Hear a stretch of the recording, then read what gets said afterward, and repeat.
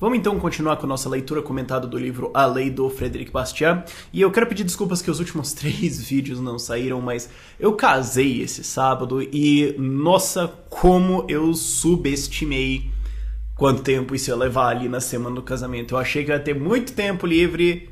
Não.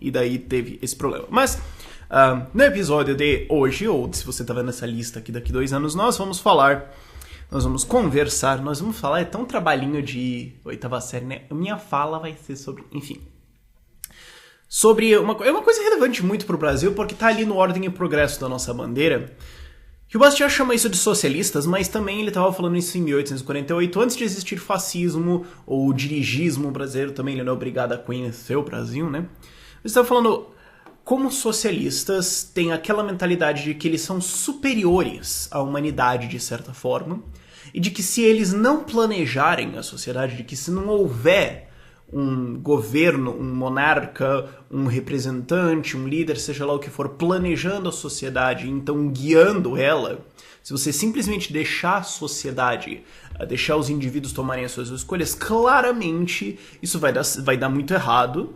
Tem essa mentalidade de que se você deixar as pessoas em paz e resolverem seus próprios problemas, todos os homens vão virar traficantes e todas as mulheres vão virar prostitutas e a sociedade vai colapsar imediatamente. Sabe? As pessoas não têm valores, elas não têm ideias, elas não têm inteligência, nem objetivos, nem organização nenhuma e elas são tapadas, claro, burrinhas, elas precisam ser salvas pelo governo e pelos aristocratas.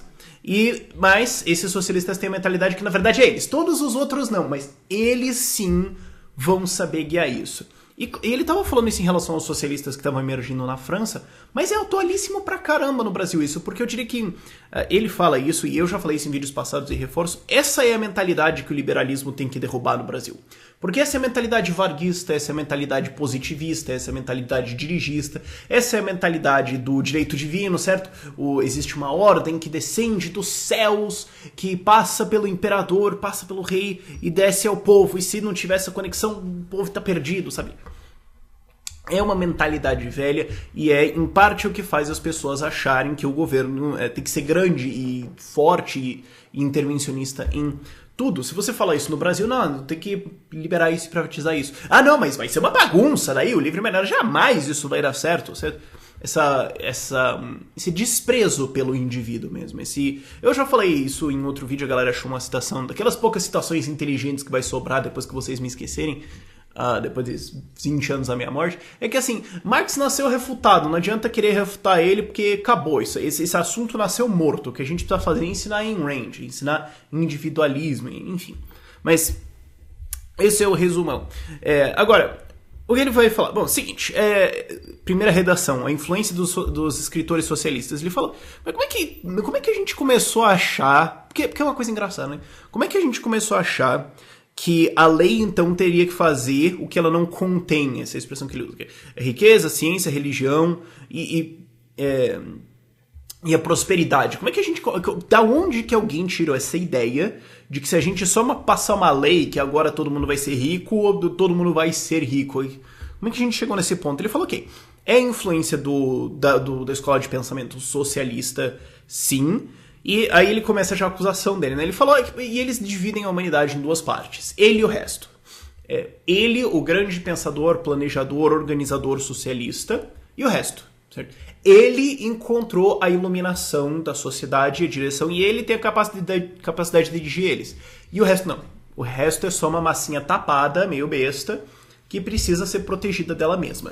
Ele fala isso dos socialistas, mas isso vale exatamente para os varguistas também. O que é a CLT se não isso? O que é o FGTS se não isso?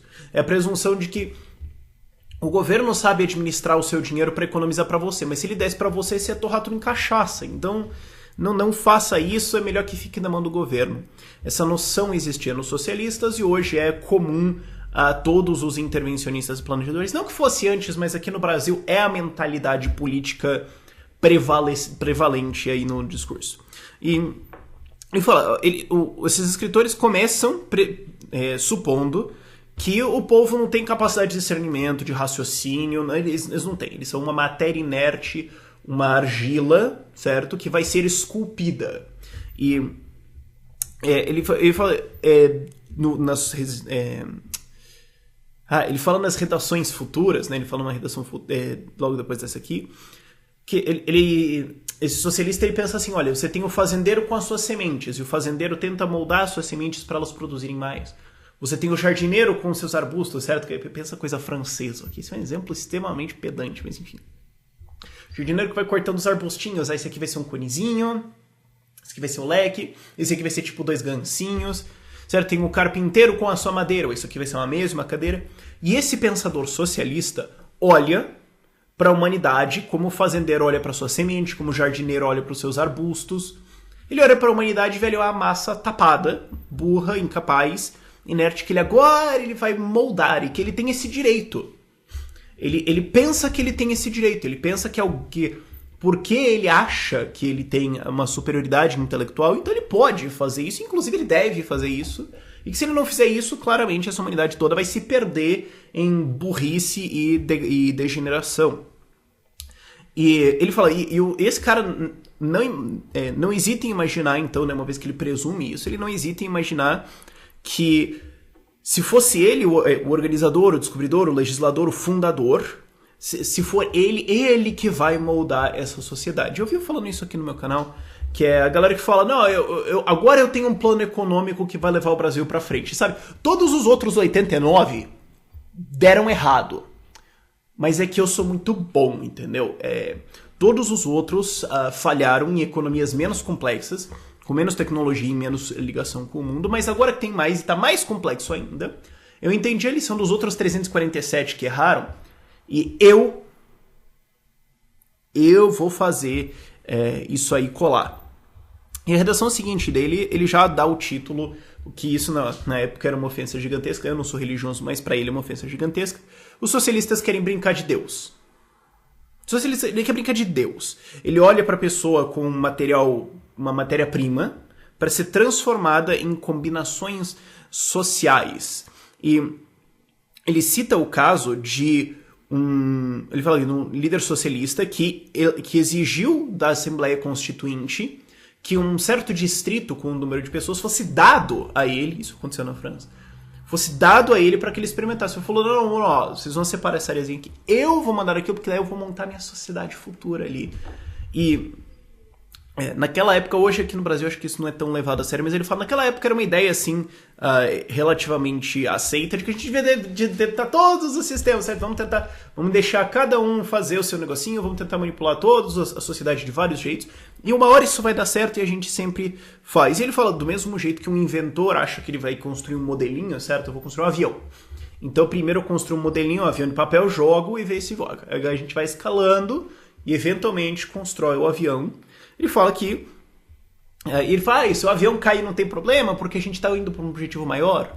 Ou ele fala, da mesma forma que um fazendeiro, às vezes, vai separar um pedacinho da terra dele, algumas sementes, para tentar uma técnica diferente. E pode ser que dê tudo errado, tudo morra, não tem problema, porque ele está buscando uma coisa maior. Esse socialista olha para a humanidade e fala, eu quero tentar uma coisa aqui, com esse grupo aqui, com essa região, e se der errado e todo mundo morrer... Não tem problema, porque eles estão morrendo como mártires nessa escada do progresso social que vai... Exatamente o que foi a Revolução Comunista. Não, as pessoas morrem numa revolução. Você vê até hoje comunistas falando isso. Uma revolução, pessoas morrem. Não sei por que você se importa com isso. Isso emenda numa coisa, é um vídeo que eu já pensei em fazer, mas acabou não saindo, mas é uma coisa que o Jeffrey Tucker fala, que vários pensadores austro-libertários falam, que o socialismo é profundamente pedante. É uma filosofia profundamente... Tô desviando do texto aqui um pouco só pra fazer. É por isso que a leitura comentada existe, né? Senão eu só leria. O socialismo é uma filosofia profundamente elitista. Porque ela diz o quê? Bom, o pobre é um enganado, é um fraudado, é um coitado, é um roubado ao longo de toda a história da humanidade. Ele é a grande vítima. E ele jamais vai conseguir sair disso, sabe? Ele precisa de ajuda, ele precisa ser cuidadinho pra gente, então, organizar esta massa de trabalhadores, burrinha, e a gente vai, então, derrubar essas elites que existem aí, e a gente vai cuidar dessa galerinha aqui. Porque, assim, existe agora esses caras aqui que são os industrialistas, que são não sei o que eles estão vendendo os produtos que as pessoas querem, que eles estão organizando isso, mas no fundo não é isso que as pessoas querem, sabe? É isso que elas estão fazendo, ele vai trabalhar lá porque ele quer, ou porque ele não tem muita opção melhor, mas ninguém obrigou ele, o governo não recrutou o cara pra trabalhar na fábrica, não foi isso que aconteceu. Aí ele pega o dinheiro dele, compra alguns produtos, mas na verdade ele é um otário, ele é um bobo, ele é um enganado, e a gente precisa acabar com esse sistema aí, tirar isso aí tudo, e então organizar o trabalho. A gente vai recrutar o trabalhador para trabalhar nas empresas corretas, e a gente vai dar os produtos corretos para ele, que é o que ele realmente deveria consumir. Porque ele é um otário, sabe? O socialismo, no fundo, é uma filosofia profundamente elitista, ok? E você vê isso no Partido Socialista do Leblon, que é o PSOL, que é exatamente quem que votou no PSOL no Rio de Janeiro? A elite. Os caras que se acham iluminado, inteligente e tal. O pobre votou no Crivella. O pobre falou, meu, na boa, eu sei o que eu quero, tá? Você tá querendo toda essa coisa aqui pra mim, eu quero outra coisa. Claro, eu não acho que assim eles queriam o Crivella. Eu jamais acho isso. Eu acho que eles iam querer outra coisa se eles pudessem. Mas é aquela coisa engraçada, onde o rico vota no socialismo pro pobre e o pobre vota em outra coisa, porque não é isso que ele quer. Ele não quer socialismo. Ele não quer ficar numa fila de pão gigantesca. Mas voltando ao texto, ele fala... Ademais, os socialistas eles não acham que existe um princípio de ação dentro do coração humano, certo? Ele não vai fazer coisas, ele não inicia, é só uma coisa boba que é atuada em cima pelas elites burguesas malvadonas da CIA reptiliana. Mas, se há um certo princípio de ação, se há sequer uma vontade, uma manifestação de dentro do povo, é uma manifestação ruim. É ruim. É uma manifestação tapada, degenerada, desinteligente, que vai fazer com que esse cara fique no desperdício. Era o consumismo. Certo? Se você só deixar as pessoas... O socialista reclama disso até hoje. Se a sociedade enriqueceu, os pobres têm mais dinheiro agora, mas eles só consomem. Eles compram os iPhones e smartphones, eles compram entretenimento, eles compram roupas bonitas, mas eles não fuzilam os burgueses, eles só estão se preocupando em consumismo. Tá vendo como eles são idiotinhas? Como esse povo é burrinho? Ele só fica aí sustentando a classe que domina eles. Eles precisam de ajuda, certo? Então se você deixar essa massa inerte e boba aí, eles vão fazer coisas que vão até piorar a vida deles, certo? Então você não pode nem deixar eles fazerem alguma coisa. Você tem que impedir isso. Você tem que impedir o pobre de se destruir, porque ele vai se destruir. Mas essa é a mentalidade que você vê no Brasil, mesmo da galera que diz que não é socialista, mas defende CLT. Que fala, não, ó, tem que ter um sistema de aposentadoria compulsório, sim. Tem que ter um FGTS, sim. Tem que ter tal, férias, não sei o quê, porque o pobre é um burro, ele não sabe negociar isso. E, inclusive, se você deixar o dinheiro do salário na mão dele, ele vai gastar tudo em cachaça e crack. Então o governo tem que tirar isso dele, fazer ele e cuidar da aposentadoria dele lá no futuro mesmo, que dê errado e dê prejuízo como o INSS dá, porque senão esse sujeito ia, sei lá, ele ia comprar... Ele só ia comprar drogas, é isso que ele ia fazer, ele é um sujeito bobo. Você vê que isso surge nos socialistas, mas surge também numa massa que eu ainda tô querendo encontrar um termo pra isso, mas é o fascista que não sabe que é fascista, certo? Você chega pra ele e fala, pergunta, você curte CLT? Curto. Curte FGTS, INSS? Curto. Curte proibição das drogas? Curto. Curte protecionismo na indústria brasileira? Curto. Curte fronteiras fortes? Sim. Nação forte? Sim. Organização federal da nação? Sim. Ah, então você é tipo fascista, né? Não, eu não sei do que você tá falando, gente. Não, eu sou conservador. Você vai ver essa desconexão ideológica fantástica que acontece aí, que também crê nisso que o Bastiat chama de socialistas, né? Essa presunção do socialista de que, como diz hoje, já virei a próxima redação aqui, que ele fala exatamente a frase que eu estava procurando, que é o socialista ele despreza a humanidade. Esse é o título, socialista despreza a humanidade. E é isso. É isso aí.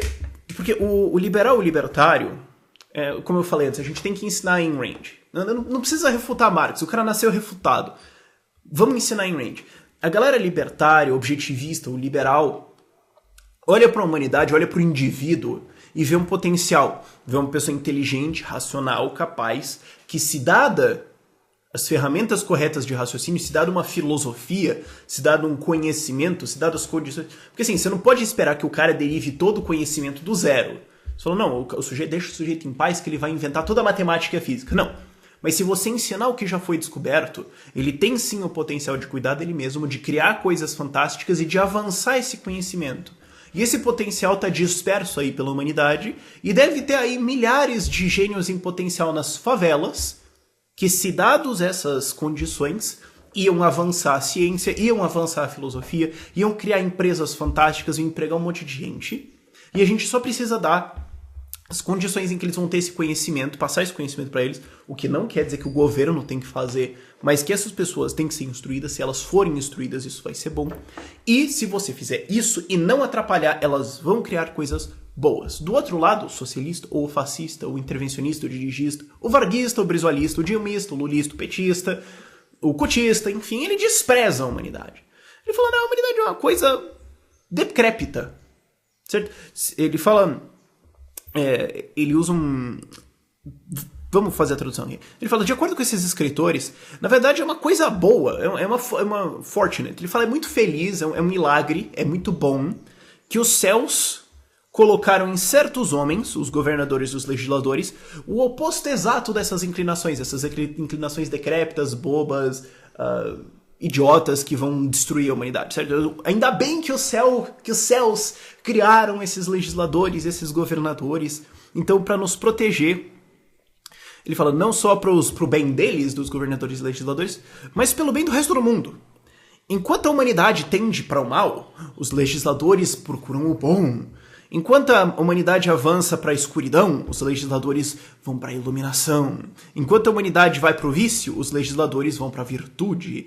E como eles decidiram que esse é o verdadeiro estado das coisas, eles então podem exigir o uso da força. Eles podem exigir, então, não, mano, já que nós somos os legisladores, os governadores iluminados, é absolutamente justo, então, e correto que a gente possa forçar, sob ameaça de violência, prisão e morte, a gente pode sim ameaçar o resto da sociedade a se adequar às minhas exigências, às minhas visões, porque eles são inferiores.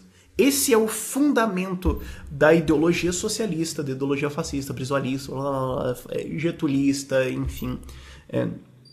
E ele fala uma coisa que é verdade até hoje. Ele fala, abra qualquer livro de filosofia, de política ou de história e você vai ver como está profundamente enraizada no nosso país. Ele fala a França, no Brasil também.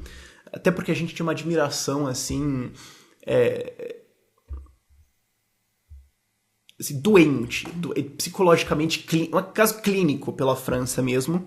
Ele fala, a gente tem enraizado essa ideia, a filha dos estudos clássicos aqui, desculpa Aristóteles que você entrou no meio disso, foi mal, mas o culpado desta trolha é Platão.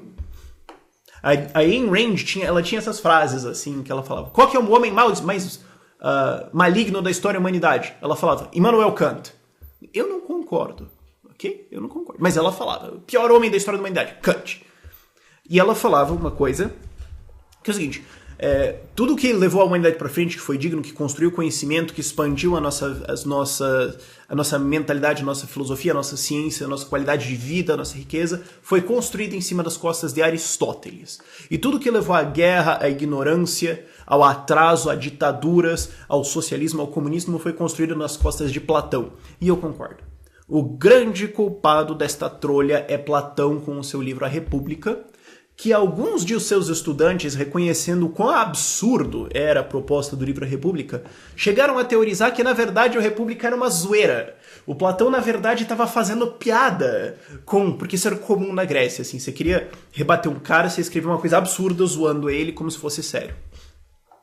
Eles inventaram a tese que, na verdade, o Platão ele só estava zoando. Não, era só piada. Não é que ele tentou planejar como seria a cidade, qual seria o número de famílias e qual seria o emprego de cada um deles. Não, ele estava zoando. Sendo que a refutação disse que o maior aluno do Platão, Aristóteles, não achava que isso era uma zoeira. Então, se o Aristóteles, que era o primeiro depois de Platão, não achava, meio que mata a questão por aí. É o Platão com a ideia de vamos organizar a sociedade, que a gente tem que ter os reis, guerreiros, filósofos. Nasceu ali, claro, provavelmente não nasceu do Platão, mas ele foi o primeiro a codificar isso e que ainda hoje é o patrono desse tipo de ideologia, que leva a essa ideia de que não tem que ter uma ordem emanando do governo e dos legisladores, senão a massa burra vai simplesmente cometer um suicídio massivo. E essa aqui não dá pra passar sem citar. E ele fala, e até pior, vai ser dito por esses socialistas que a humanidade tende à degeneração. E ela só é parada, ela só é impedida dessa degeneração, dessa maldição aí de recessão e declínio, só pela mão misteriosa do legislador. Quer dizer, a ideia é que se a gente não tivesse os grandes deputados federais e senadores e a magnífica pessoa do presidente da República, não há dúvida de que o povo brasileiro estaria perdido. E tem gente que acredita nisso seriamente. É fantástico. Esta é a mentalidade que nós precisamos combater no fim das contas. Eu falo, o senso comum clássico ensina que todo mundo tá atrás dessa... Isso aqui encerra essa nossa leitura comentada até aqui. O próximo episódio é sobre o trabalho compulsório, sobre as consequências. Começa, né, com defesa do trabalho compulsório, já pra você ir lendo se você quiser. E digamos assim, as consequências dessa mentalidade, certo? Uma vez que você tem essa mentalidade que a galera é boba e precisa ser dirigida, o que então é implementado em cima disso? Você tem a defesa do trabalho compulsório, um governo paternal, um governo paternalista, você tem a organização de trabalho, a organização da economia, etc, certo? Então, uma vez que você admite que você tem uma massa burra e um legislador genial, no que isso aí vai dar? É isso que a gente vai conversar no próximo, mas por esse vídeo é isso. Se você quer ver o PDF desse livro, tá disponível de graça lá na descrição. E se você quiser comprar o livro físico, você pode comprar pelo site do Instituto Mises Brasil. Ou agora, os livros do Instituto Mises Brasil voltaram a estar disponíveis nas livrarias Cultura.